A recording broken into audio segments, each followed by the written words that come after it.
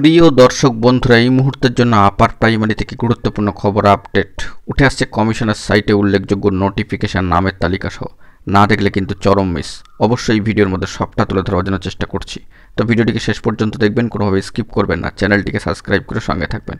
চলুন কথাবার্তা না বাড়িয়ে মূল টপিকে আমরা ফোকাস করি।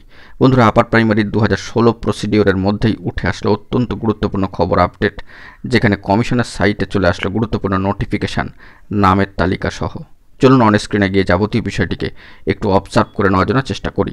চলে এসেছি কমিশনের অফিসিয়াল সাইটে। সেখান থেকে ডাউনলোড করা একটা নোটিফিকেশান আপনারা দেখতে পাচ্ছেন, the West Bengal regional school service commission. অবশ্যই নর্দার্ন রিজিয়ান, মালদার ক্ষেত্রে, মালদা ডিস্ট্রিক্ট। 7/4/2025 নোটিফিকেশান। বাঁদিকে উপরে রয়েছে কিন্তু মেমো নাম্বার।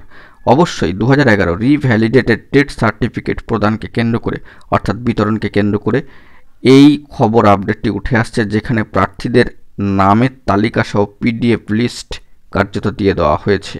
অবশ্যই কমিশনের ওয়েবসাইটটা আপনারা চেক করবেন, যেটা এখানে দেওয়া রয়েছে, দেখুন www.westbengalssc.com। চেক করলে যাবতীয় বিষয়টি বুঝতে পারবেন। কার কোন দিন শিডিউল অনুযায়ী এই রিভ্যালিডেটেড টেট সার্টিফিকেট 2011 প্রদান করা হবে, অর্থাৎ বিতরণ করা হবে, সেই শিডিউল নামের তালিকা সহ দিয়ে দেওয়া হয়েছে, টেবিল নাম্বার সহ। ডিস্ট্রিবিউশন টাইমটা হচ্ছে সকাল 11টা থেকে বিকেল 4টে, অর্থাৎ 11 AM to 4 PM পর্যন্ত। কিছু ডকুমেন্টস কিন্তু ক্যারি করতে হবে অবশ্যই এই রিভ্যালিডেটেড টেট সার্টিফিকেটটি গ্রহণ করার জন্য। তো সেই তালিকাও কিন্তু এখানে দিয়ে দেওয়া হয়েছে 1, 2, 3 করে।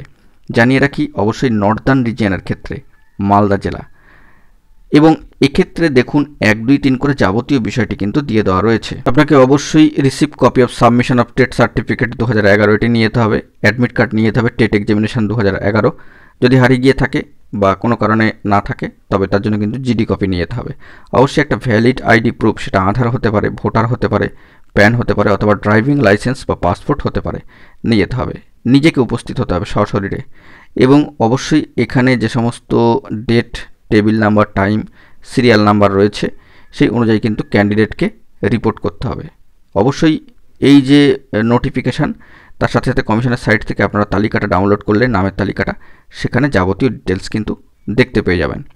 সব থেকে তাৎপর্যপূর্ণ বিষয় নিচের অংশটি। বন্ধুরা মনে রাখবেন, এই রিভ্যালিডেটেড 2011 টেট সার্টিফিকেটটি নিতে গেলে আপনাকে নিজেকে উপস্থিত থাকতে হবে। এখানে কোনো অথরাইজেশন কিন্তু অ্যালাউ হবে না, এটা মনে রাখবেন। যদি কেউ অ্যাবসেন্ট করে যান, সেক্ষেত্রে আলাদা টাইম শিডিউল দিয়ে দেওয়া হবে, ডেডলাইন শিডিউল ডিস্ট্রিবিউশনের জন্য। সেই নোটিফিকেশনের জন্য কিন্তু অপেক্ষা করতে হবে। অত্যন্ত গুরুত্বপূর্ণ নোটিফিকেশন নামের তালিকা সহ কিন্তু চলে আসলো West Bengal central school service কমিশনের অফিসিয়াল সাইট থেকে। আপনারা যাবতীয় ডিটেলসটি চেক করতে পারবেন। আশা করি বিষয়টি স্পষ্ট হলো। বন্ধুরা, এখন এটুকুই। ভালো থাকবেন, চ্যানেলটিকে সাবস্ক্রাইব করে নিয়ে সঙ্গে থাকবেন। ধন্যবাদ।